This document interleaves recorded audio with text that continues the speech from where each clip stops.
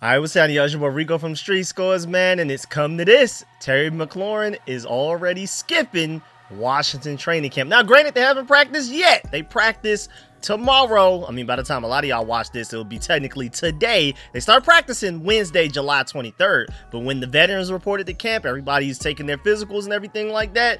Terry Mclaurin was not there today. So we got to dive into everything. I have all of the updates from Adam Schefter, Ian Rappaport, from what they're hearing so far from inside sources. Are things going to get worse before they get better? Is he willing to even potentially not only miss training camp, but regular season games? And we're going to take a look at this from every angle possible. Why this, I mean, the good side of it, the bad side, the ugly side. I mean, just stay tuned. I promise you, you're gonna love this video right here, man. So many great opinions. I'm gonna reference everybody and everything as well. But before we get into everything, make sure you stiff arm that like button, stiff arm the subscription button, and stiff arm the bell next to that subscription button so you get notification each and every time I release an informative and opinionated video just like this one. Make sure y'all stay tuned for all of the content. Again, everything Commanders, training camp, Terry, anything, the rookies, the sophomores, and again, we're going position group by position group. Y'all know how I do training camp breakdowns. You know, we do quarterbacks, running backs, wide receivers, every position group, every individual player that had left any mark, whether it good or bad. I'm gonna give you every little bit of it. Any clip that comes out, they'll all be uploaded in those videos as well. We even discuss special teams. We talk about everything. Without further ado, let's go and dive into this video right now. Make sure you stay tuned. Let's get it. Adam.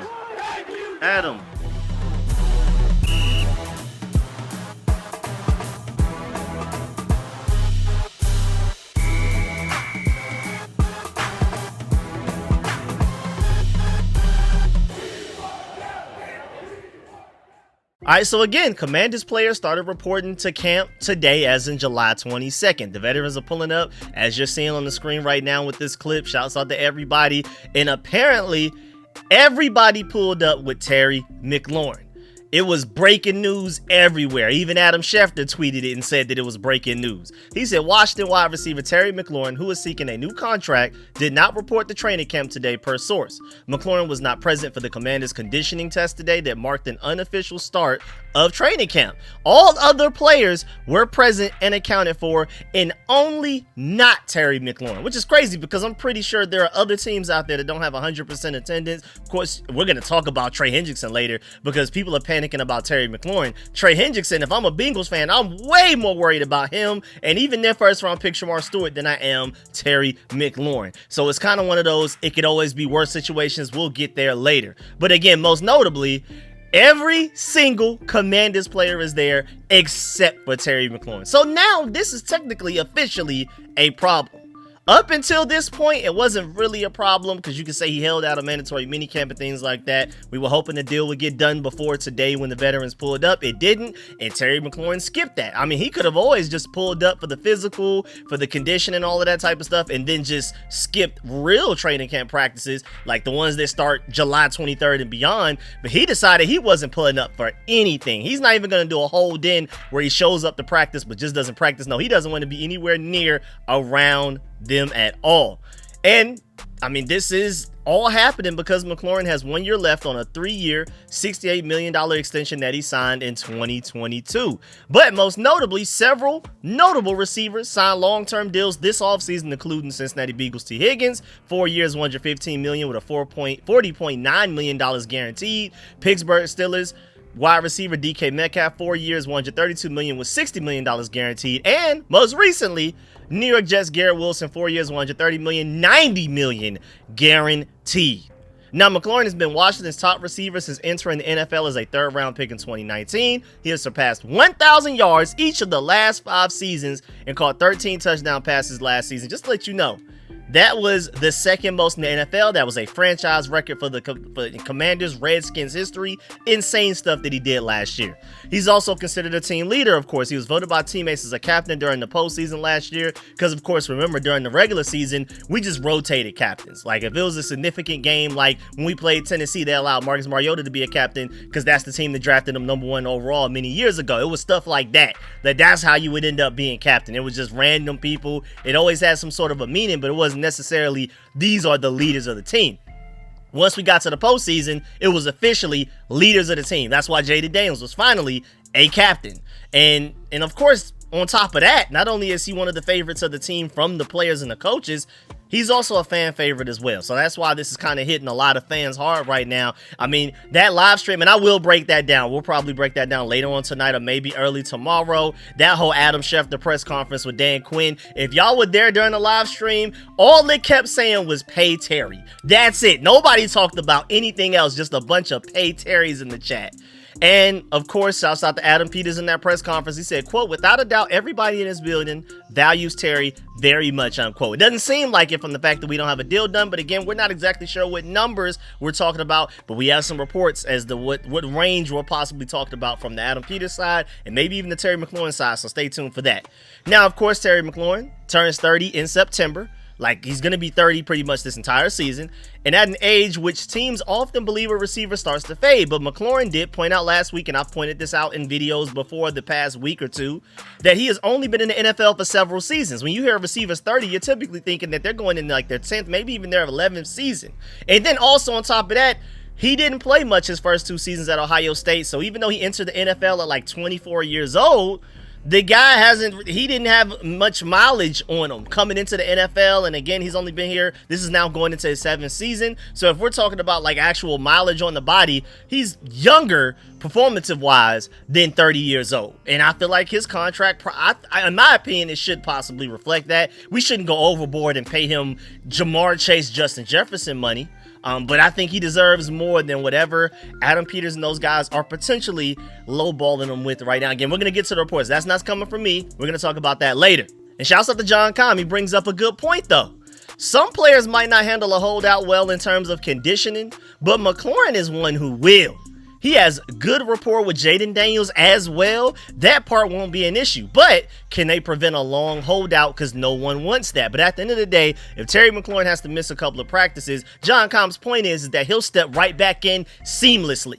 The rapport that he has with Jaden Daniels is already beyond what Jaden Daniels even has with even Luke McCaffrey, who was here last year, then Deebo Samuel, who just got here, then Jalen Lane, who was just drafted here as well. Like, Terry McLaurin still has the best chemistry with Jaden Daniels than any other receiver on this entire roster, even if he does have to miss some training camp practice. And then also, again, to Terry's credit, work ethic wise, he's gonna come in whenever he pulls up for training camp very well conditioned, as if he never missed a practice. Not everybody can do that, but at the same time, like we discussed the last video that we talked about Terry McLaurin, maybe 2 videos ago, where it's like, well, that could be technically working against Terry McLaurin, because the Commanders know, well, that he's a professional, he's such a great guy on and off the field, that missing some practices isn't necessarily going to hurt the team. So we're going to take our time making sure that we hold out, and we try to keep as much leverage as we can, and we hold firm in our contract negotiations. We don't budge much, because no matter how much training camp practice he misses, he'll just come in and it seems like he was never not there. So again, that's a compliment to Terry. Salute to him, but at the same time, the Commanders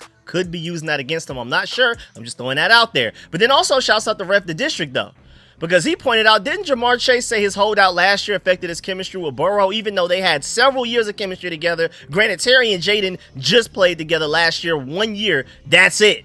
Joe Burrow and Jamar Chase have played together for years, and then he held out last year. And Jamar Chase did say that holdout contributed to like a slow start for the Bengals last year, and that's how they basically barely ended up missing the playoffs towards the end of the year. They felt like they were good enough to maybe even go on a run in the playoffs, but their win-loss sheet, it just had too many L's because of the slow start that they had earlier in the season. So Jamar Chase basically saying like, hey man, that us starting slow in the season, it really doomed us ultimately for the entire season, because once we finally caught our groove, it was a little too late. We probably were one of the better teams in the NFL by the time the playoffs came around. We just didn't have enough wins to get in to show anybody and never even prove ourselves. So there is that, where, I mean, again, if Jamar Chase and Joe Burrow have had several years of chemistry, forget that. How about all the way back in college? I almost forgot to mention that. They had several years of chemistry, not only in the NFL, but even going back to LSU. And for Jamar Chase to hold out one off season, and then they go into the regular season, he feels like their chemistry is lost. That does scare me, to where, again, Jaden Daniels and Terry have only been together 1 year. So if Jamar Chase and Joe Burrow can lose chemistry off of one off season worth of practices being held out on by Jamar Chase, who's to say Terry McLaurin wouldn't? But we'll see. And then also shouts out the Commanders run. He brings up a good point. He said for a team that gave Kinlaw $30 million in guarantees, employs the oldest roster in football, has an elite quarterback on a rookie deal, and just signed a 36-year-old Von Miller in July. I don't think they intend to go into the season with Debo and Noah Brown as their top 2 receivers. This deal will get done. I completely agree with that logic. I feel like that's a great way to look at it. Now, of course, again, Terry McLaurin was the only one absent from reporting to training camp. The rookies reported the 18th, all of the veterans reported today, well, for a lot of y'all, yesterday, Tuesday, July 22nd, by the time y'all are watching this.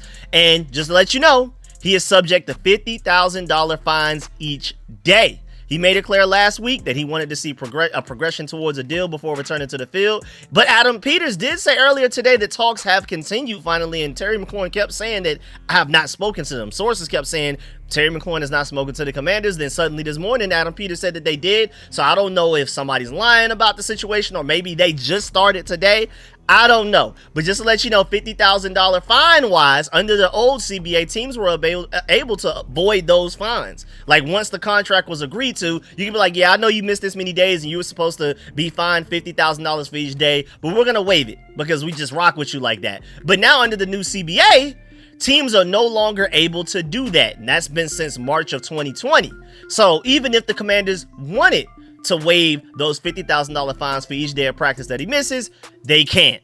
So and of course Terry McLaurin knows this, so if he starts missing practices, he's very serious about this. $50,000 a day, woo! But I mean, at the end of the day, honestly though, those fines ain't nan compared to the money that he'll get in a new deal if he ends up getting what he wants. And then he'll get all of that back, all of the money that he lost in fines, get all of that back, and then some. Plus, so it's just, he's not really worried about that, but that is a factor into this. To some people are probably like, okay, Terry McLaurin may be serious because he's willing to eat these fines even at a time when teams can no longer waive them.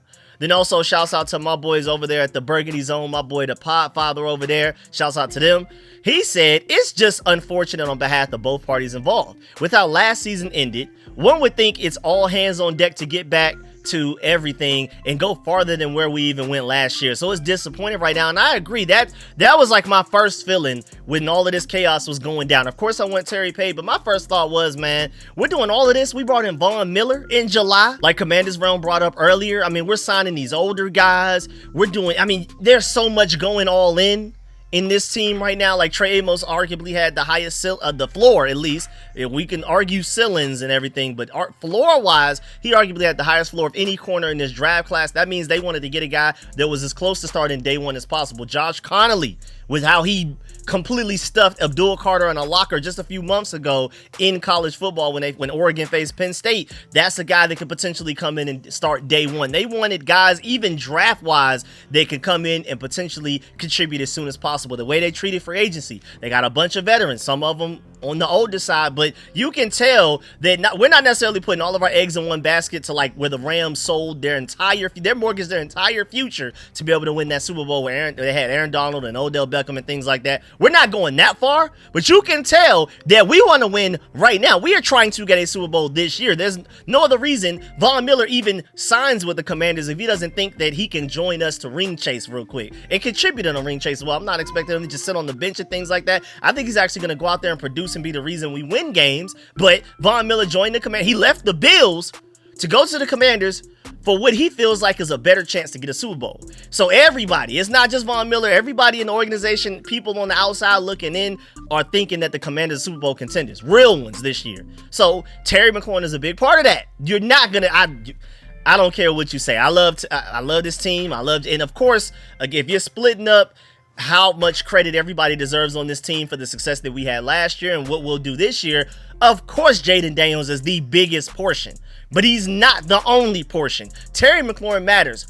I don't think we win a Super Bowl without Terry McLaurin. I don't think that's anything far-fetched. If Terry McLaurin, for some crazy reason, just super worst-case scenario, he holds out to the point that he doesn't even play at all this season because it gets that bad, the situation gets that ugly, I don't think we're going to a Super Bowl. And of course, the odds are just unlikely for anybody to just assume all the way as early as July that you're going to a Super Bowl. But Terry not being there definitely decreases our chances.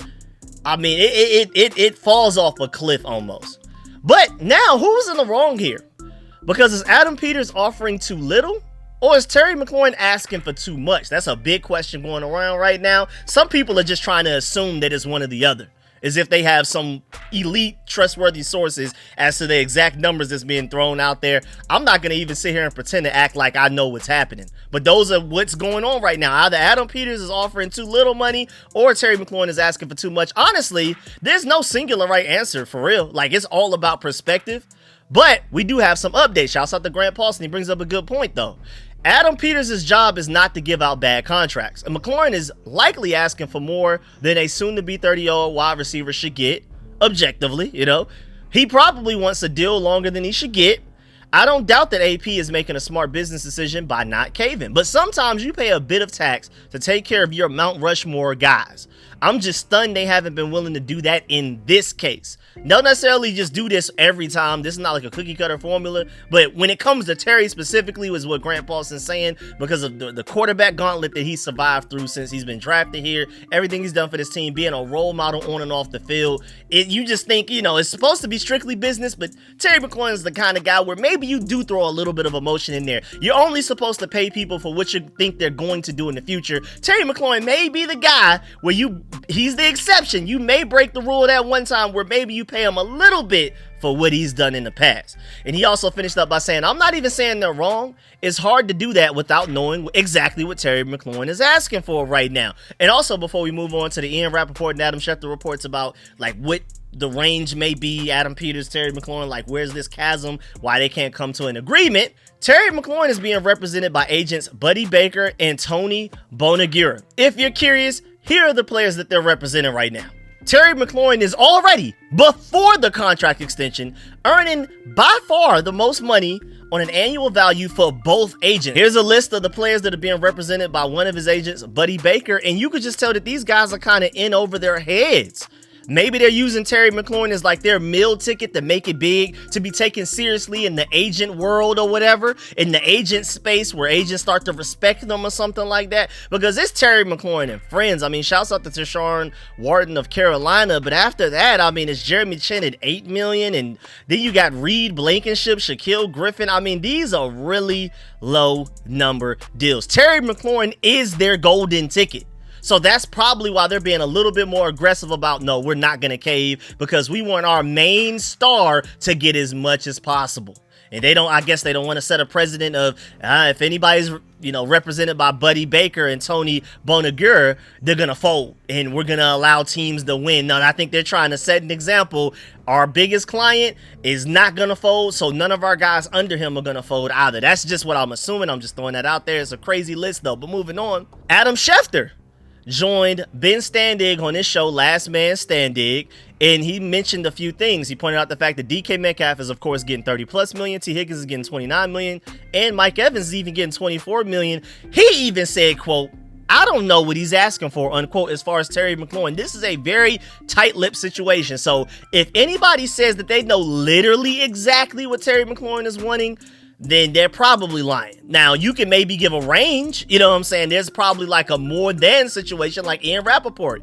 He went on NFL Network, of course, and broke down the whole Terry McLaurin situation with him skipping training camp. As a whole 59-second clip uploaded directly by Ian Rappaport himself through Twitter, and how he's, you know, skipping practices, trying to break on into a new contract extension. His quote from it, though, the most notable one that we probably care about, and y'all as the viewers, is, quote, my understanding is that he, as in Terry McLaurin, wants more than $30 million per year. It is not a disagreement over whether he deserves more money. It's a disagreement over how much, and certainly they're not there yet, unquote. So, I mean, at least there's a little tiny bit of light in there, like a little bit of positive news where, like, of course, Adam Peters and those guys feel like Terry McLaurin deserves more money than what he's making. They want to make him a higher paid player than what he currently is on his current deal. At least we can agree on that. The problem is, Adam Peters isn't trying to go as far from how much Terry McLaurin is making right now compared to Terry McLaurin and what he wants right now. So that's another report. Then you have Jeremy Fowler. He alluded to the idea that the Commanders are offering Terry McLaurin only slightly above what he's currently making, which is $23.2 million this year. Hence, that's where the big gap in talks is. Because if Ian Rappaport is saying Terry McLaurin wants $30 million plus, and then apparently Adam Peters is only currently offering slightly above than 23 million. There is a chasm of at least $7 million right there, which is probably why we're in the situation that we're in right now. Again, who knows? I'm not even 100% sure if any of these sources are trustworthy, but I mean, that sounds like a realistic reasoning behind why we're in this situation in the first place. So I'm not necessarily going to believe it, or at the very least, I'm taking it with a grain of salt. I'm just here to give y'all every piece of information that's available out there. I just want to be like the central hub for every Terry McLaurin piece of information and opinion that's out there. That's the purpose of this video. And apparently Terry wants to be paid based on the market of receivers who recently just got paid 30+ million again. Shouts out to Grant Paulson, though. He brings up a great point. He said holding out is the least Terry McLaurin thing Terry's ever done. And that's a good point too. That's why this feels a little weird. Like, it hits our heart a little bit. It makes your stomach feel a little like, this is not the Terry I know. I mean, coming out and saying that he's frustrated in a press conference, a whole media scrum, that was already weird. And then all of this is still going on. It's like, man, I just never thought that we'd ever see this. But Grant Paulson also says this has to be killing him. You know, this is not Terry McLaurin. He's only doing this because he has to, he feels like. Either his agent is telling him to do it, and I'm pretty sure he's at the very least encouraging it at the very smallest. But Terry McLaurin, he probably feels like his back is to the wall, and I have to get out of character. I have to jump out of my skin to get what I want done. So I agree. I think this is definitely making Terry McLaurin like... I mean, I'm pretty sure he's not enjoying this process at all, man. So that also, like, my heart goes out to him for that, to where that he even has to get into this mode to achieve to get the money that he wants. I know he's not enjoying this process at all. There's some people that are chilling. They're like, until you pay me my money, I'm chilling. You know, I'm feet kicked up, watching TV, playing video, you know what I'm saying? Terry McLaurin, I'm pretty sure this is eating at him every day that he's missing and not being out there with his boys, man. And then Grant Paulson also said, nobody's more professional, team-friendly, or a better locker room guy than Terry McLaurin. He was a grown man in a sea of children for a long time, always stayed above the fray. That said, it is business. If the Commanders aren't offering him market money, he's doing a perfectly reasonable thing. I can't fault him. He earned his money. I agree. Then shouts out to St. Wall. Now, this is somebody that doesn't necessarily want to pay Terry McLaurin $30+ million a year. He's been avidly, like, on Twitter, arguing against people saying, no, do not pay Terry all that money. Matter of fact, trade him. But he still brought up a good point here. He said if Terry McLaurin and his agent let Adam Peters control things, Terry will be stuck playing on the final year guaranteed and entering free agency next season, turning 31, which is not ideal. That will even lower what he could potentially make in another contract more than where it is right now. It would only get worse. Adam Peters is in no rush to get this done because it forces Terry's hands, and they technically have the leverage. $50,000 a day isn't chump change. I disagree with that part, though. I think if he gets a new deal, he'll eat that. You know, as long as because potentially what he's fighting for as of right now, what he's being offered, and then what he may end up getting will probably be bigger than all of the $50,000 fines combined. So I'm good with that. But that was just an interesting perspective right there. Then shouts out to Disco. He brings up a good point as well. He said, okay, Commanders fans, I will say it. I'm Team Adam Peters. I trust him. But it's okay to still like Adam Peters. It's okay to trust Adam Peters. But it's also okay to ask Adam Peters the hard questions about the McLaurin negotiations. You're perfectly within your right to do that. The market is set. He also said, I'm 100% on the age pause if there was an injury history, but there's not. Terry McLaurin hasn't missed a game in years. Pay him market value. He's a cornerstone player. I completely agree with all of that. That's completely where I'm at. Just pay him, man. Whatever he's asking for. We have so much cap space, too. I feel like people forget that we have, like, loads of cap space in the future. Things are going to get a little sticky when Jaden Daniels' contract time comes up, and then we have to pay him record-setting money in NFL history type of stuff. But as of right now, we have $21 million worth of cap space right now. 21.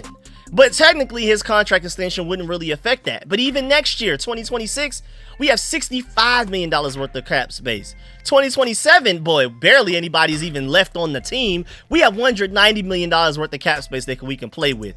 We have the money. So if it's like a difference of $3-4 million, man, give it to him, man. Because again, I know it's business, and I've always been super business. I'm okay with being robotic, but I just feel like Terry, if anybody, is that one situation where it's like, okay, maybe add a little emotion to it, but that's just me though. And then also shouts out to JP Finley. He brought up a great point. He said, well said by DA. Commanders fans should be quite happy ownership is not intervening. Let the football people run football. And the quote that he's talking about is, This is where some would say managing partner Josh Harris needs to swoop in and be the hero of the news conference, pay Mclaurin what he wants, and talk boldly afterwards about how we take care of our own, or some such plaudits. But that would be the exact wrong thing to do. I completely agree. That's what Dan Snyder would do. And nothing would fracture a locker room quicker than players knowing, as they knew under Snyder, that there were players whom the owner favored and players he did not. That dynamic makes it very difficult for any player, no matter the talents or resume, to garner respect from their peers with whom they sacrifice so much. I completely agree. So I'm also happy. I feel like that was a great point to bring up. Josh Harris not meddling in this, not getting involved, letting Adam Peters and Dan Quinn, the football guys, do the football stuff. Lance Newmark, Brandon Sauce, and all of those guys. I applaud Josh Harris. The fact that we haven't heard anything, we haven't even heard a random rumor. We've heard all kinds of lies and rumors thrown out there. I haven't heard Josh Harris's name attached to Terry at all. Keep it that way. Then going back to Grant Paulson, he said, "I can't believe we're here." Terry McLaurin is popping off on the team at a car dealership. National reporters are suggesting the team isn't close to offering him a market rate, and now he's holding out of camp. I would have lost so much money on how this played out. That said, I'd still bet on him getting a new deal before the season starts. What's one more bet to add to the pile? And I agree. If you would have told me months ago, I would have never thought we'd be in this situation right now. If you would have told me at the end of that Lions playoff game, hey, in a few months, Terry McLaurin's going to be holding out of training camp, I would have looked at you crazy. And then shouts out to Disco. He also said, and he pointed out the fact that Grant said this on his own show a few weeks ago, this is the Adam Peters we don't know, the businessman. I mean, this is honestly the first time that we've ever looked at Adam Peters like, hey man, what you gonna do? You know what I'm saying? The ball's in your court. This is the first time that people are really even kind of doubting Adam Peters. I saw some people a couple of weeks ago comparing him to Ron Rivera, which was way too far. Now, looking at him a little crazy, I understand, but he still deserves the full benefit of the doubt. This guy took us from 4 wins to 14 in one season, and now we're competing for Super Bowls. Von Miller, future first ballot Hall of Famer, pulled up to the Commanders to ring chase after only 1 year of Adam Peters having control of this team.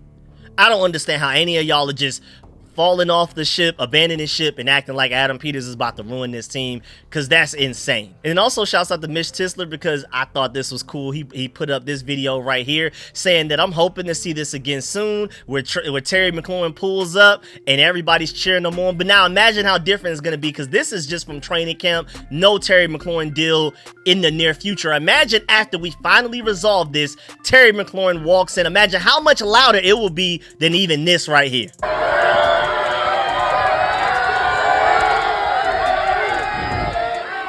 I can't wait for that day. And then also keeping it positive, Deanna Rossini reported to the fact that she just spoke to Bengals pass rusher Trey Hendrickson, who is currently in Jacksonville, Florida, and she pointed out the fact that for the last 30 days at least, he has been at home in Cincinnati in training. As soon as training camp approached, he and his wife decided to leave. So everybody's worried about Terry McLaurin. It's nowhere near as bad as what the Bengals have going on with Trey Hendrickson. It's not even anywhere near as bad as what they had going on with T. Higgins and Jamar Chase last offseason, and they still got both of those guys done eventually. So do not panic, do not worry. I'm pretty sure things are going to get done, because again, Terry McLaurin is somewhere in Virginia. We saw recently, I think I saw somebody say that he was at some golf thing or somewhere chilling in Virginia. He's not being anywhere near as petty as Trey Hendrickson, where he's been in Cincinnati. That's the place where he plays for the past at least a month. And then as soon as training camp started, he dipped out of the entire state, went all the way to Florida. That's at least a 3-4 hour flight away. Probably I couldn't even imagine how far of a drive that is. 18 hours. I don't even know. I don't even want to think about it. But either way, again, my point was things could always be worse. This Terry McLaurin situation is a little but it's not terrible. And then also, I do want to point out the fact that if he's not there for practices when we officially start Wednesday, July 23rd, everybody but Noah Brown needs to be fighting each other for who goes first in team drills and fighting over reps and targets from Jaden Daniels. It needs to be shark eat shark, wolf eat wolf, whatever, dog eat dog world where oh, Terry McLaurin's not here. That means there's snaps and reps and targets open for me to gain more chemistry with Jaden Daniels, for me to potentially go out there and be a strong contributor on this team.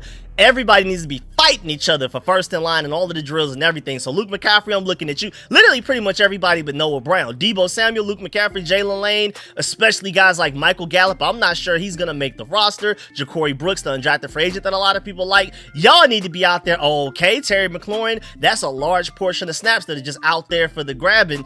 You better go take yours, you better assert yourself. I'm just gonna go ahead and let y'all know that now. And I've already talked about this in several videos. That's kind of the silver lining to this, because again, I agree, like we brought up earlier, if Terry McLaurin misses some practices, I feel like he'll come in immediately and it'll seem like he never missed time. So the silver lining to Terry McLaurin not being at practices is that it allows Deebo Samuel to get more reps in with Jaden Daniels so they can expedite that chemistry. So hopefully by the time we get to week 1, it looks like Deebo Samuel and Jaden Daniels have played together at least for a year already. You know what I'm saying? That'll give Luke McCaffrey as many opportunities as possible to continue his development and build off the great mandatory minicamp that he had. So that's the silver lining behind all of this. And then before we go, the Commanders released running back Michael Wiley. We had been waiting to see who's going to get cut for Von Miller, because Timothy McKay was put on like the PUP list, but he technically still counts against the 91-man roster, because remember we have the TJ kid that is the International Pathway Player Program that's trying to going from rugby to try to be an edge rusher in the NFL. So we're allowed to have 91. But once we signed Von Miller, we had 92.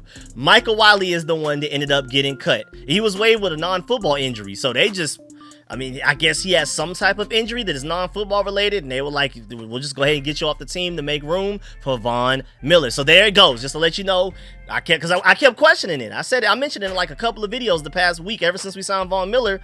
Who has to go? It's Michael Wiley, just to let you know. And shouts out to Michael Wiley too, because I like his talent. I think Anthony Lynn spoke very highly of him earlier in this offseason, like voluntary OTAs or something like that. So hey, maybe he'll float around and maybe he'll end up back over here at some point, or another team probably will snatch him up. He's a talented running back, and I'm wishing the best of luck to him, man, for real. Yeah, man, that's the end of this video. Please get in the comment section. Let me know about everything discussed video. Please still follow that like button, still follow the subscription button, still follow the bell next to that subscription button so you get notification each and every time I release an informative and opinionated video just like this one. Of course, let me know how you feel about this whole Terry McLaurin situation. If you made it this far in the video, salute to you. I really appreciate you. Make sure you leave a like on the way out. It costs you nothing. It's free for y'all, and it means the world to me. But really, like, this is one of the main videos I want to see how y'all feel in the comment section. So pour out all of your opinions. Let me know if you agree or disagree with anything I said, any of the opinions that were put out there in this video from different sources. Let me know how you feel about all of that. Really appreciate y'all. I'm gonna catch y'all later. I'm out.